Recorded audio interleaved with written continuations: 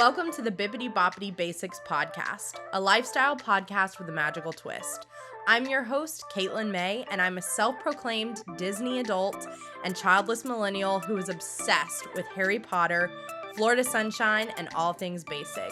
Here on the podcast, I chat weekly about everything Disney, Harry Potter, theme park news, and navigating my basic late 20s life.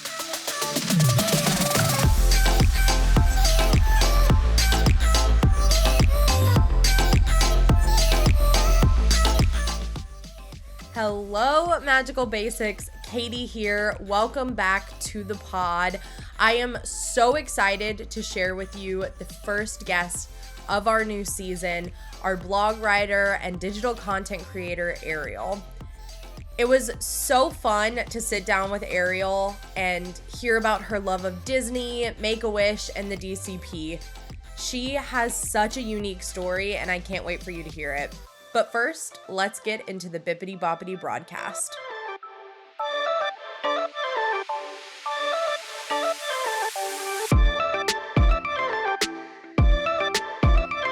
Welcome to the second episode of the Bibbidi Bobbidi broadcast. I'm super excited for today's news. It is definitely not as much as episode 1, but there are a lot of exciting news, especially out of the Disney universe. So let's get started with Disney World.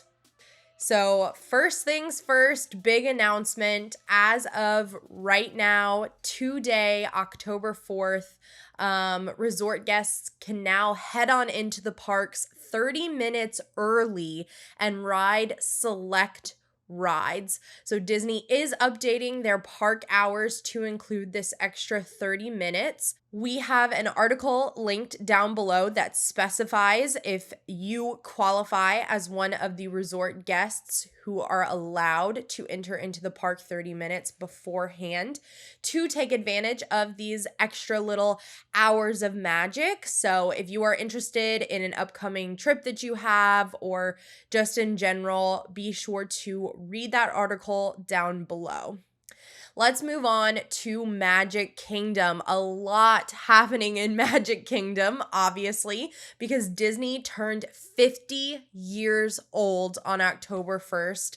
We celebrated with the launch of season 3 and a bunch of Disney-filled activities that day, just like everyone else, I'm sure, to celebrate one of our favorite places on earth turning 50 years old.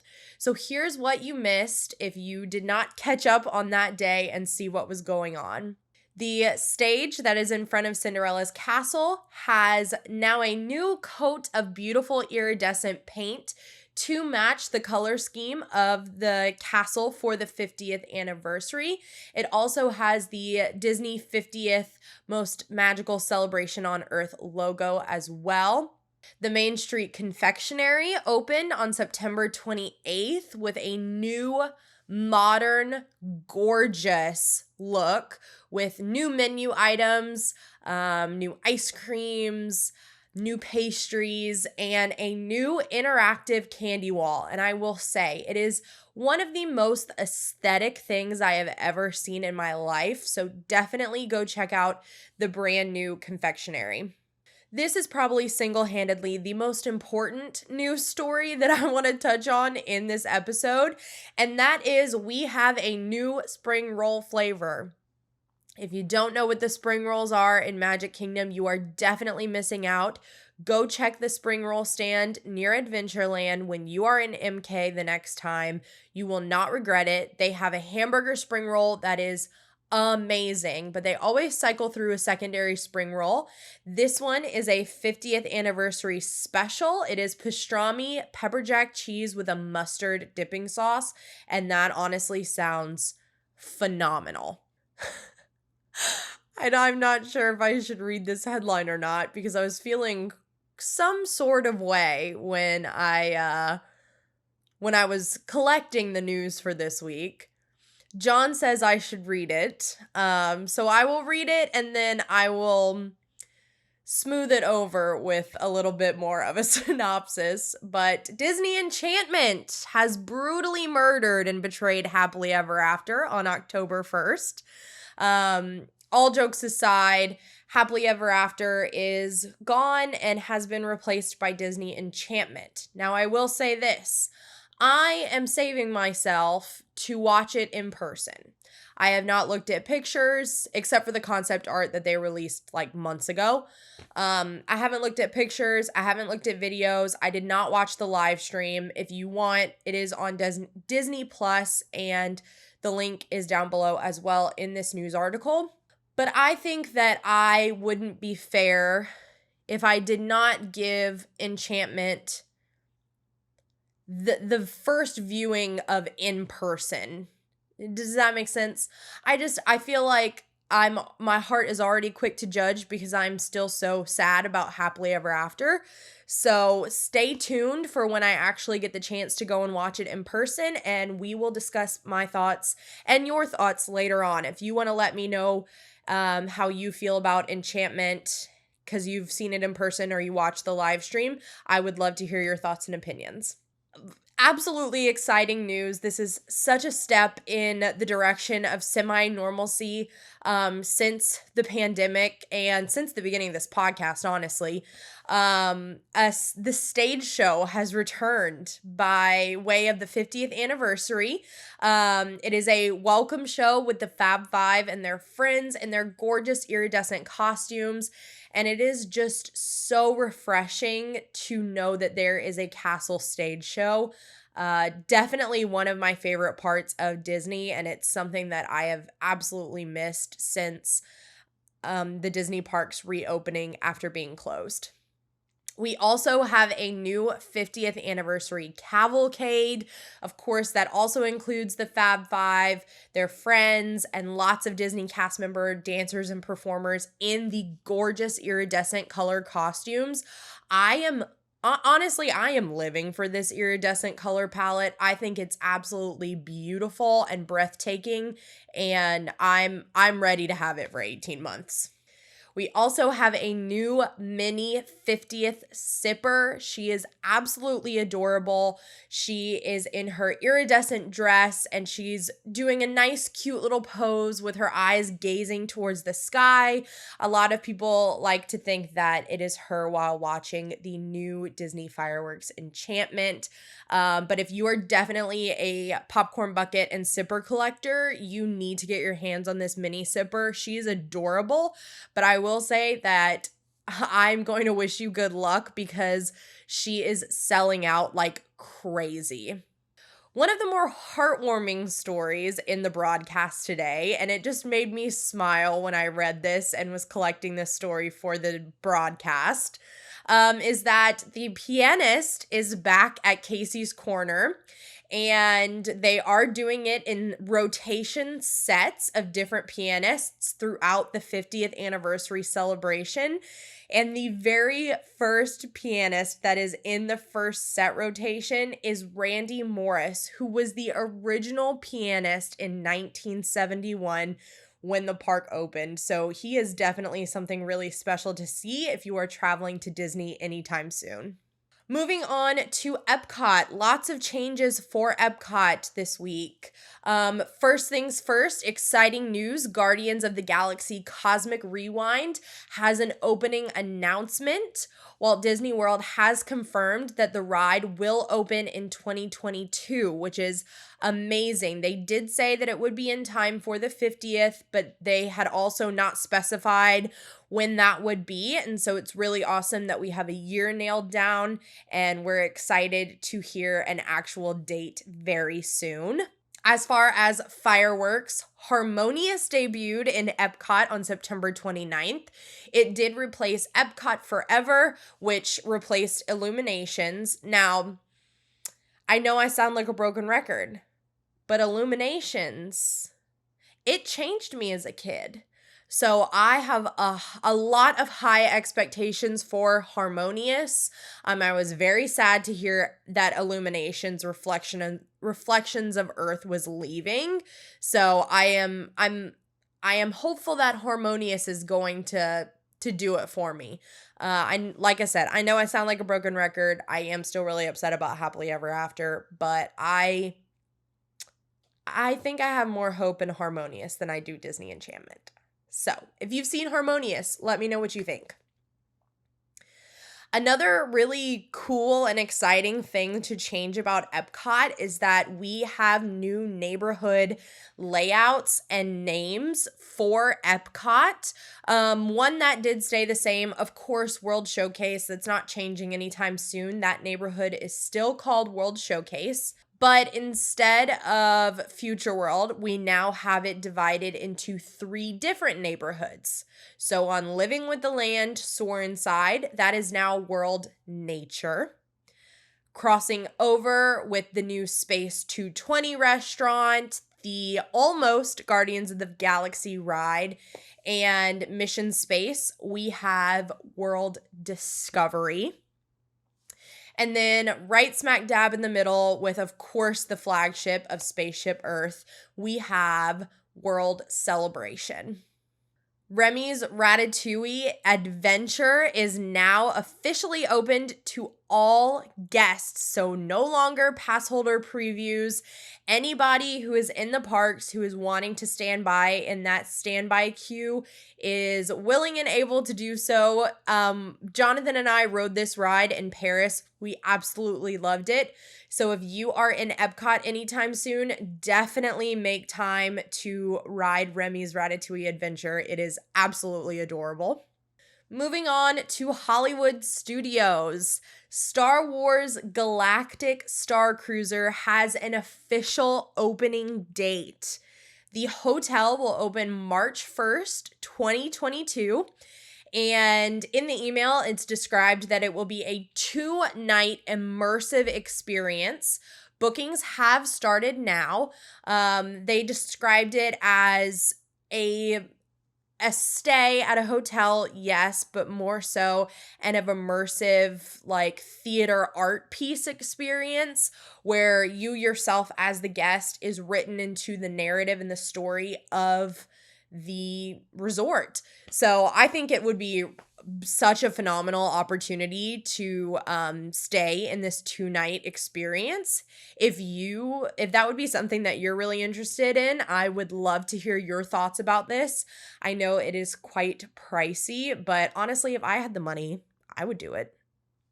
So now into other Disney news. Shang-CHI will actually be available on Disney Plus on November 12th. So very exciting news if you have not gotten the opportunity to go and see the film just yet. Visa and Chase actually debuted a new design for the Disney card that is 50th anniversary themed. You actually can change your design for free by logging into your Chase account.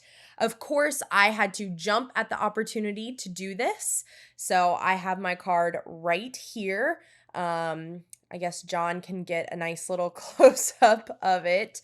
But as you can see, it is absolutely adorable. It showcases the iridescent color palette, and it has that gorgeous 50 and the Cinderella Castle logo.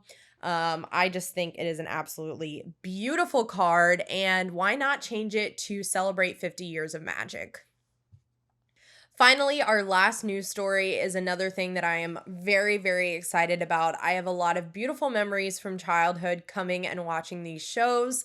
Cirque du Soleil show will now open November 18th in Disney Springs, finally after a very long hiatus because of the pandemic. It is called Drawn to Life, and it is described as a love letter to animation. Quite a fitting theme for the show that is performing in Disney Springs. So that is it for the broadcast today. I am very anxious to hear what your opinions are of these certain news stories, but more importantly, I'm very, very excited for you to hear Ariel's interview. It is definitely such an amazing story, and I think you will really love it. So Ariel's interview will be right after our break.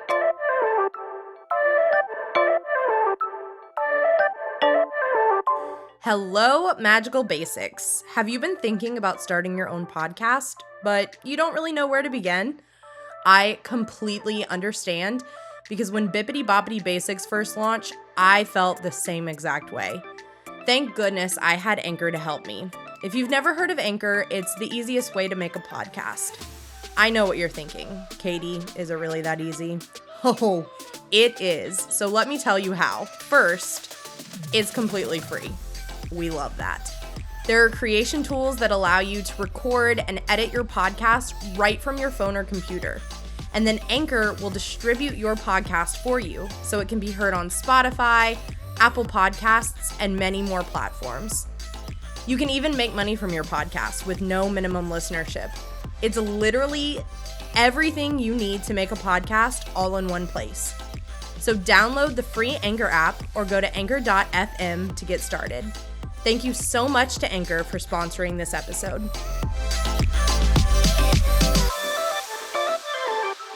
Ariel, thank you so much for being on the podcast. Thank you for having me. I'm so excited. I'm just excited to actually be able to introduce you to everybody.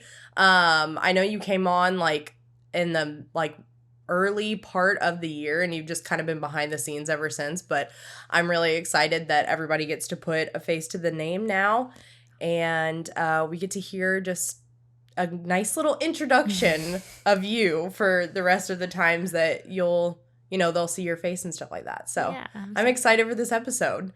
So how about we just start off with you telling us a little bit about yourself, just general things, why you wanted to be involved in the project, all that sort of stuff.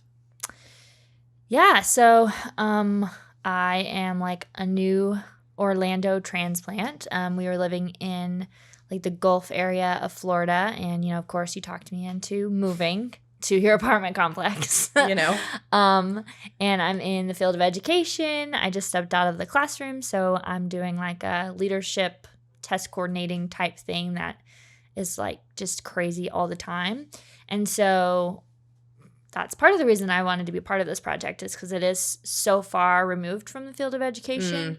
And it's fun and it's enjoyable and it's creative, and those are things I don't always get to do at work. Yeah. And so that was why initially I actually even joined Bibbidi Bobbidi Basics. I just really love the idea that you've come up with for the third season. And so as soon as you pitched it, I was oh yeah, I definitely want to be a guest and talk about my experiences, because Disney is such a personal thing for me. Yeah. And I think that's you being the first guest of this season. I think that's what we really were striving to do here with the pod, because it's so personal to everyone. Mm-hmm. Everyone has some form or fashion relationship with Disney. Mm-hmm. And I think it's really fascinating to pull people who might not be friends in any other area of their life, but yet we still can kind of, gather together and agree on the way that Disney has impacted us in our lives. So let's talk a little bit about that. That's the perfect segue. What is your favorite Disney film? I like a lot, but I think it's Tangled. So why? So sometimes I'll sit down to watch something with my daughter, and I'll be oh, I've seen it a million times. I don't want to watch this. But never with Tangled. I'm down to watch Tangled pretty much all the time. And it's just so fun. Mm-hmm. And it's that perfect mix of she doesn't need to be saved necessarily. She's a really good heroine. Yeah. But also they have the love story, which is really sweet. And I absolutely am a sucker for the lantern scene. That song. Iconic. I pause the movie and I'm listen, Pixar nailed it. Yeah. Was that Pixar? No, I think it was just actual Disney. Okay. Yeah, John's shaking his head. That's his favorite movie. Disney animation. Fact check. Yeah, John's the fact checker. We'll keep that down at the bottom. Lies Ariel's told. It's your face on the ticker. During the elections. But so Disney just nailed it with that one. I mean, I pause it and I'm just gosh, it is beautiful. Yeah. Without being actually filmed in real life, they made it feel so real with animation. Yeah, that's so true. So as you know, we are lovers of Disney, but we are also lovers of Harry Potter here at the podcast. And you are as well. So what is your Hogwarts house? So I'm a Slytherin. Okay. I am, but I think I'm more aligned with like the Slither Claw. Like I don't feel like I am fully Slytherin. I think I definitely have the attributes of Ravenclaw as well. Okay. And so I've taken the official test. It's been Slytherin. I've taken some secondary tests. I've taken the other one before. Yeah, and it's kind of a mixed bag. Like it's mostly Slytherin with some Ravenclaw thrown in. So do you feel like Slytherin is accurate, or do you feel like it should be like, do you feel like you have enough Slytherin that you identify with that you're like, okay, yes, I agree with this? Yeah, because I'm an Enneagram 3. Okay. And I think those are pretty Slytherin-esque. Like the idea of wanting to be like the most powerful person in the room. Right. CEO, kind of like executive leader. That's how very threes ambitious. Are. Very ambitious, yes. And so obviously that. But I also think I have that like deep thirst and knowledge for learning. Mm-hmm. And that's very That Ravenclaw. plays really into the Ravenclaw side. So if I went to Hogwarts, I'm not sure. Like I've thought about that before. Like obviously I know like where do my attributes lie, but if I actually went to Hogwarts and I needed to be sorted, I don't know where I would thrive. I don't know if I am as cutthroat as I would need to be a Slytherin. Yeah. I think I would probably be more like Mousy in the books with Ravenclaws. Right. Interesting. So would you... Obviously, the sorting hat takes into account. Would you, if he was going towards Slytherin, would you choose Ravenclaw? And would you kind of say, like, no, like, I want that? Yeah, probably. I don't think I would want to be a Slytherin. Okay. I think that, like, even if that's who I am to the core, I don't think that I'm, like, mean enough or have the backbone enough to make it in the Slytherin house. Not from what we've seen from Harry Potter. Yeah, that's fair. I mean... So they're mean. I couldn't do it. They're catty and they're mean and like no, I don't. So cutthroat question. Okay. What merch do you buy? I do buy Slytherin. Okay, interesting. Green's my color though. So. I mean, that's fair. You got to shop with your color palette, right? Yeah. I do. Like in this world, I'm a Slytherin, but in that world, I don't think I could cut it as a Slytherin. I get you. That makes sense. That's fair. So let's start with a new section that we are thinking about bringing to this season. And basically it's just a lightning round. I named it the lightning bolt round. I was trying to be cute and kitschy in Harry Potter, but I don't know if it'll stick just yet. But basically it's just a mixed bag of questions. And I have a randomizer on my iPad and I'm just going to click through and it's going to give it at random, and we're going to see just how many you can get through in our little time. Okay? So take a couple seconds to collect yourself. This is my competitive prepare. Slytherin side. Yeah. All of the attributes that we were just talking about are manifesting themselves. Mm-hmm. Okay, are you ready? Wait. Okay, yeah, go. Okay, clock. All right. Harry Potter death that makes you cry. We're off to a great start. Crap. Oh, the one where the Lupin and his wife are holding hands and they're dead. Bawling. Every time. First Disney film you remember seeing? Snow White, when I had the chicken pox. Oh my God. Favorite sidekick? Oh, shoot. Oh, Pascal. Oh, cute. A Disney song that gets stuck in your head? Well, right now, whistle while you work. All right, trivia question. Okay. In 1929, Mickey spoke his first words. What were they? Ha-ha! No, but good guess. Hot dog. Hot dog. Overrated Pixar film. Oh, shoot. Toy Story? Oh, fair. I agree with that. Hot take. First Disney film. Oh, no, we already had that one.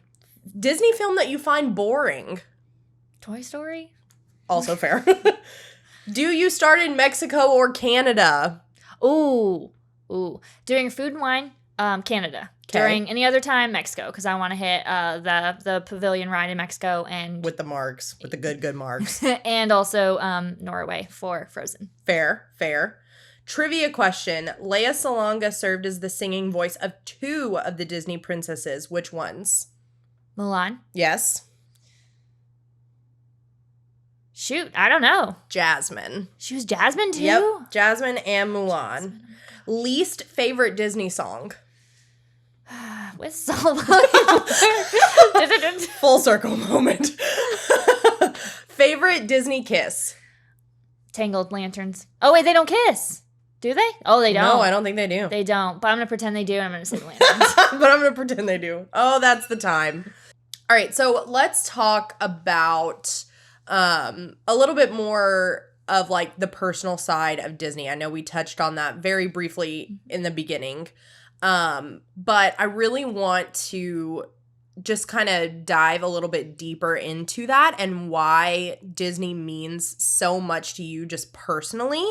So first question, what was the first time you ever went to Disney? My first time, I was like 4 or 5. Mm-hmm. I got to go like pretty young. My parents took me. We did the whole, I guess I'm assuming they did the whole save up and like forever and then go. And I think we did like Chef Mickey. I'm pretty sure I remember something with Chef Mickey. I did like the princess autographs and got character autographs. And I do remember Snow White's Scary Adventures and like Mr. Toad. Oh, yeah. And that Toad ride that used to be one of the dark rides. Yeah. I think it was Winnie the Pooh. And they replaced it. It used to be Winnie the Pooh. Or yeah, it is Winnie the Pooh. Was what replaced it, yes. Yes. So that's like basically all I remember. I remember, having fun or whatever. Mm-hmm. But like psychology says like you don't really retain that many memories at that age. Right. You have to like be older. Right. So that was the first time. And what about Universal? When we moved here. That was the first time I had ever been to Universal. What? Mm-hmm. Yeah. So I think we went like pretty quickly after we moved here. So probably when you moved to the Gulf, not to Orlando. When I moved to the Gulf. Yeah. Yes. So that was like after college. Mm-hmm. So it was like 4 years ago, probably. Yeah, crazy. Mm-hmm. So why would you say Disney and Harry Potter and basically everything that it encompasses is important to you? So like Disney, like my story with Disney is very personal and like everybody's story is different. So like mine is not like anyone else's. But I went to Disney again with my family when I was probably 12. I'm going to say 12. Because my brother, who was born with kidney failure, so it's called prune belly syndrome. That's like there's almost no function in the kidneys. So 10% was his functioning. And so he was on dialysis and he had a host of other medical problems. And when he was, I'm going to say 4 or 5, I think like I didn't get a definitive answer. So sorry, Mom, if you're watching this. I'm not positive, but I think we'll say 5. I think 5 sounds good.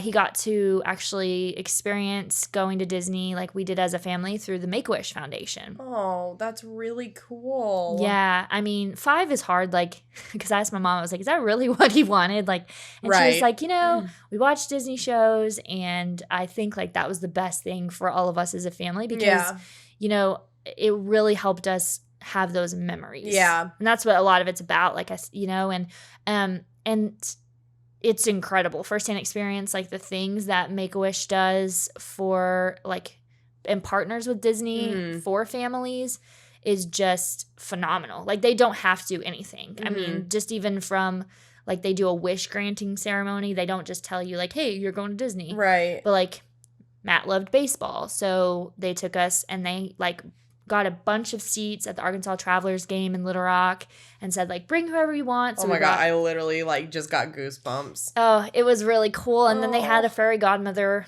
who came out and like beforehand, like after like before the pitch, they throw the pitch out, the first one. So like she came out and she was like, I'm granting a wish, you're going to Disney. And like boom, like 2 days later we were going. Whoa, so yeah, it really? was really quick. Yeah. I mean, my parents knew about it, obviously, but, like, it was, like, I think, like, a Sunday, and we left, like, a few days after that. So they were getting everything ready. But so we stayed at the Give Kids the World Village in Orlando. And, again, everything that they do is just, like, it's just incredible. Yeah. Like, it's not just, oh, we're going to like this nice hotel resort. And yeah, there's amenities and stuff, but like they put so much time into planning out activities for families. There's like a mini golf course. There's a movie theater, 24-hour ice cream. They do like little activities and shows. They have a big pool. They even have like trained staff that will be there so that parents can have a date night. Trained staff that can take care of the kids. So nice. Mm-hmm. Oh my gosh. Wow. It sounds like they've thought of like everything. They did. And they when Make-A-Wish sends you, like, obviously they pay for all of your like your tickets and whatever the lodging would be for Give Kids the World, because I know it's got to cost something to run it. Right. And they also give you spending money. I don't know how much. Really? That would be on my parents. Yeah. For like, they like set aside like, here's specifically for like the mom and dad, like the date night or whatever, that was covered. It wasn't even something my parents paid for. And then like, here's money for Matt for like souvenirs and whatever, and the siblings. So like I had my own like money towards souvenirs. Yeah. And like they got things like every day. The like Give Kids the World mayor, I think he was like I think he's a rabbit, I'm pretty sure.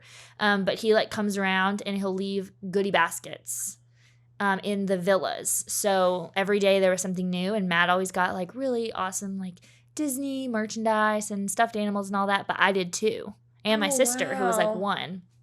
So yeah, I mean, they think of everything. Wow. And they make it like the most special occasion that they possibly can. Because I mean, like a lot of those kids, like in case like people that are listening don't know, like if you're receiving a wish from Make-A-Wish, like you're pretty sick. Mm-hmm. So there's a chance that those kids that are visiting are not going to be around the next year. Yeah.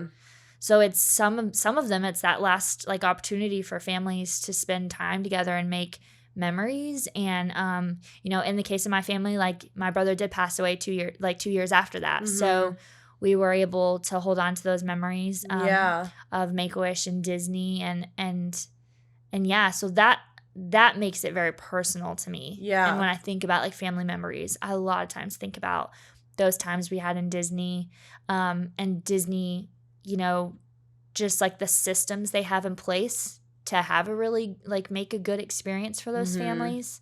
Like they give you passes, like a sticker that, and again, this was when I went, so I don't know if it's changed. Right. But for us, they gave us a sticker, and that put you at the front of the line. So really, oh my! I was literally about to ask, like, how was like the days at the park? Yeah, you walked on.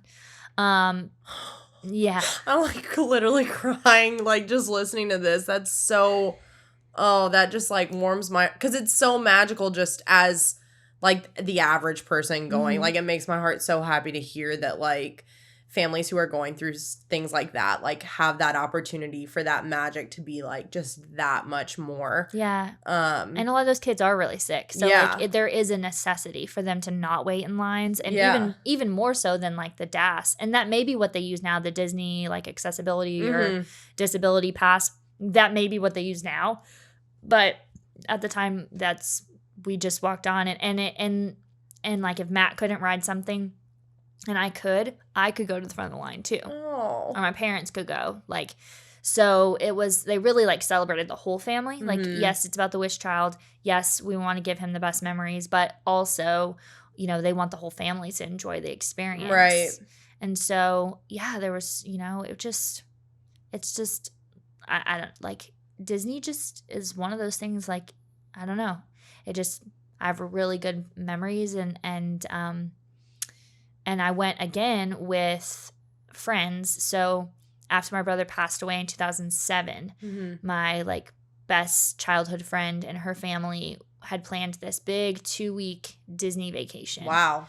Yeah, 2 weeks. Goals. Full on, like everything planned, all the reservations. Literal goals. Oh everything. My gosh.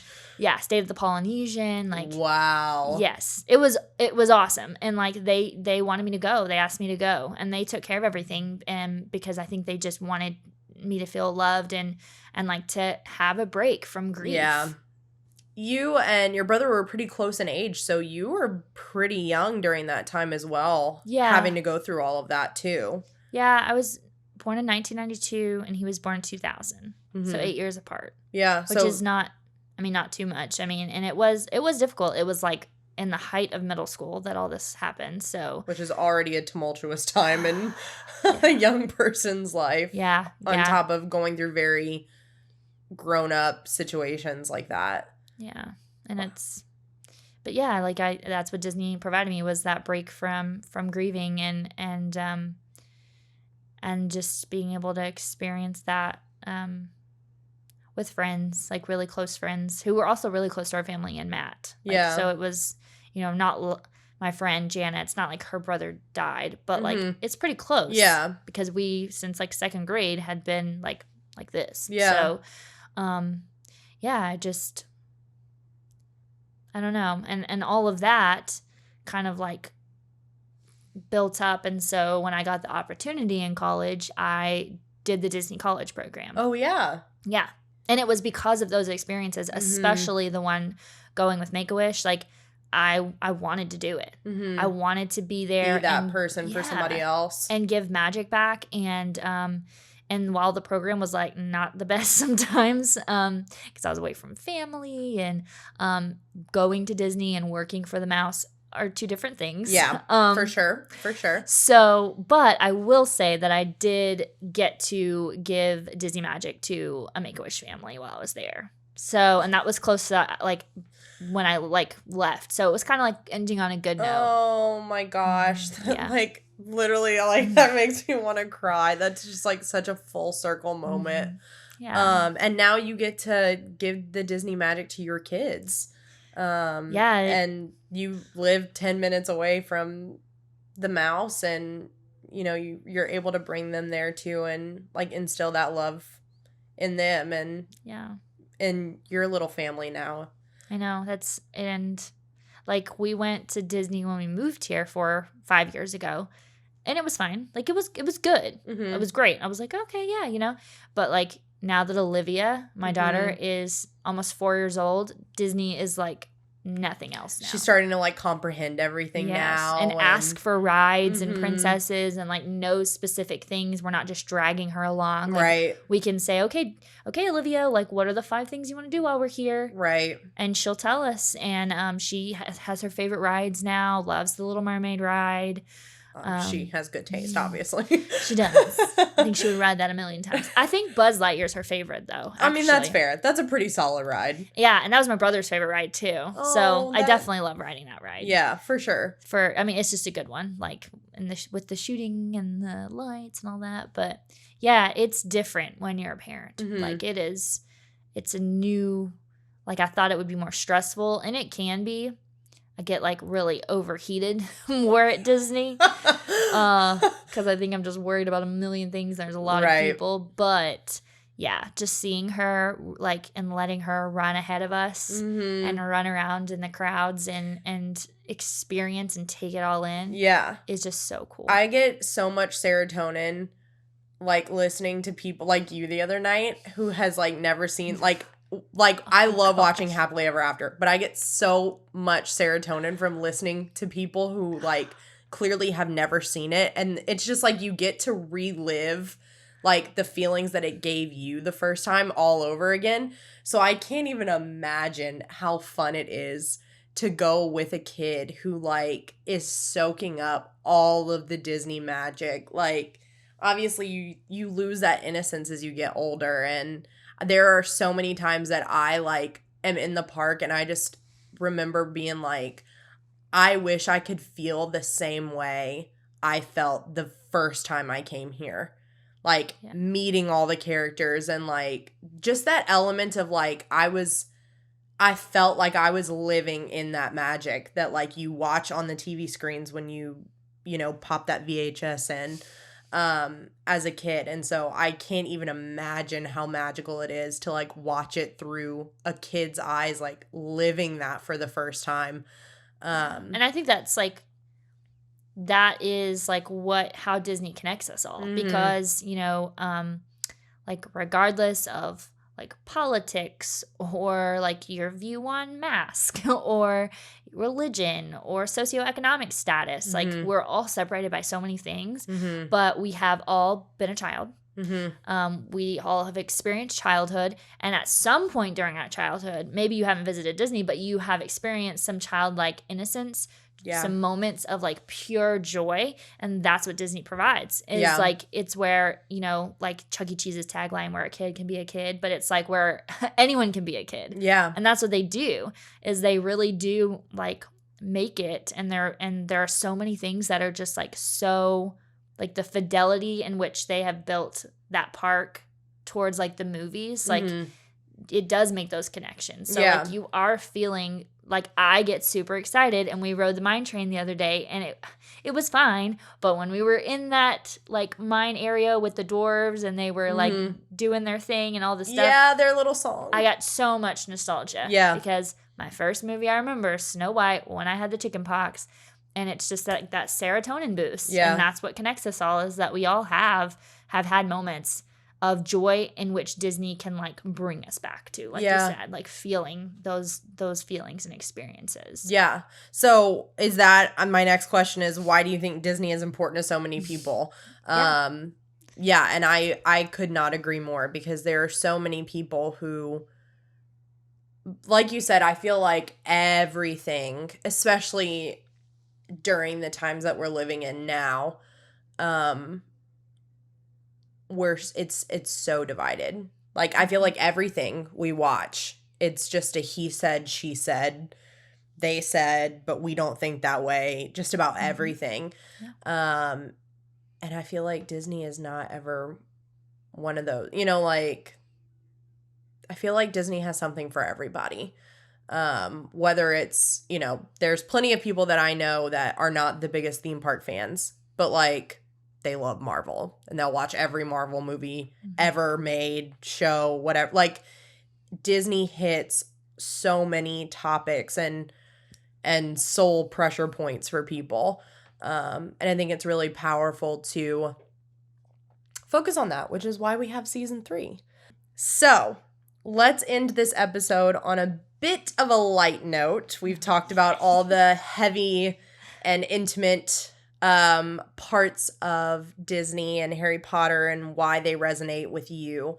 But we're trifold here. Disney, Harry Potter, and basic pop culture. The celebration of basic pop culture is what I should say. We're celebrating our basic label as a badge of honor. 100%. So, what is the most basic thing you've ever done? It can be in the parks. It can be in real life. You can have 2 answers, in the parks and in real life. Just why would you identify with the label basic? Yeah, I think like in my life, the most basic thing I've ever done is do like the selfie with the Taylor Swift lyrics in the Starbucks cup. Like, it doesn't get more basic than that. It really doesn't. Like, that's like the 3 pinnacles of basic. In the best way, because I love Starbucks and selfies.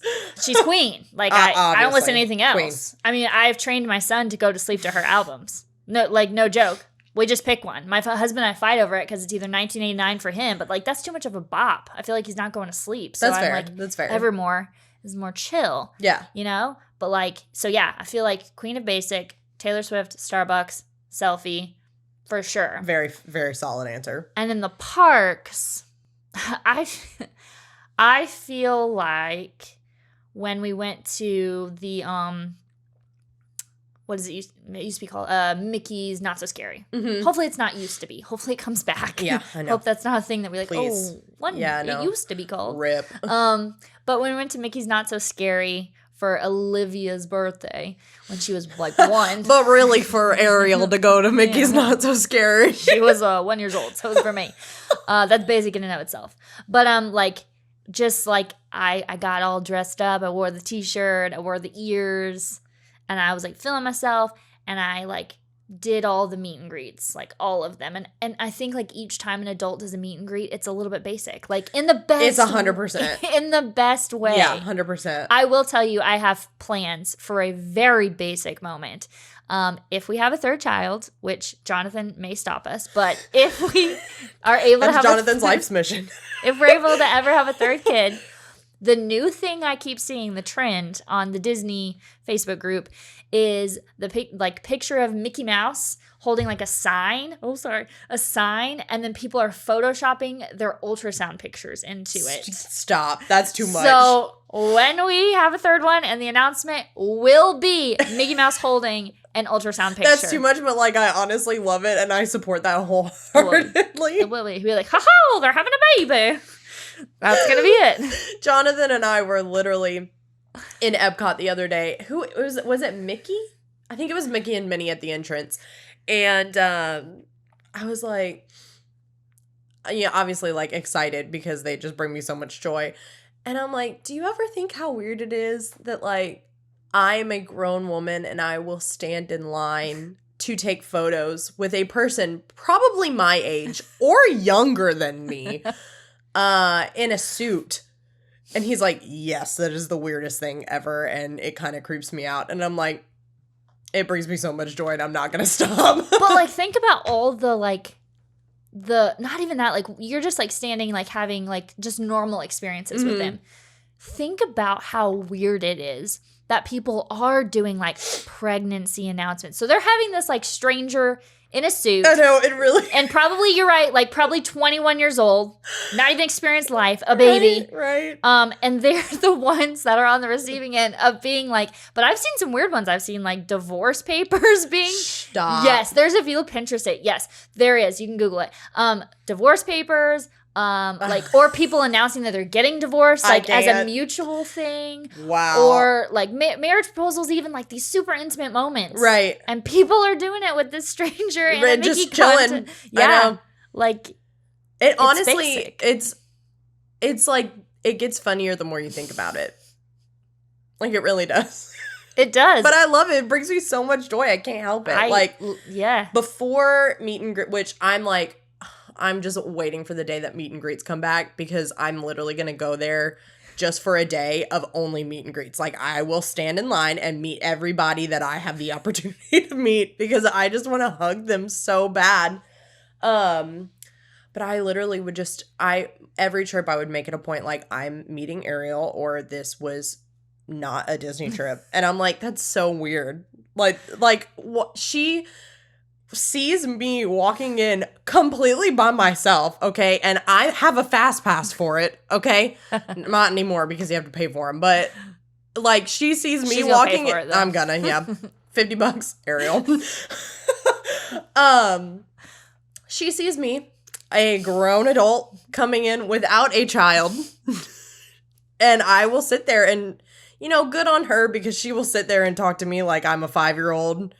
And for, like, my allotted 2 minutes, and the little cast member is going to take pictures of us, and I'm going to be on my merry way. But I think about that a lot, but not enough to have me stop, Like, at least you have a kid, so you can justify, like, right, but I always get a picture with just me. Like, I always say, like, all right, my turn.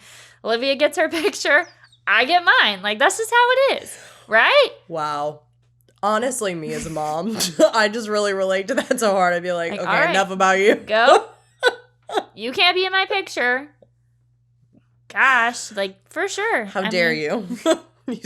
You stole my womb for 9 months. You can give me this picture by myself. For real. And it is just, yeah, sitting here thinking about it, like, it is beyond basic. Yeah. But in 100%. the best way. 100%.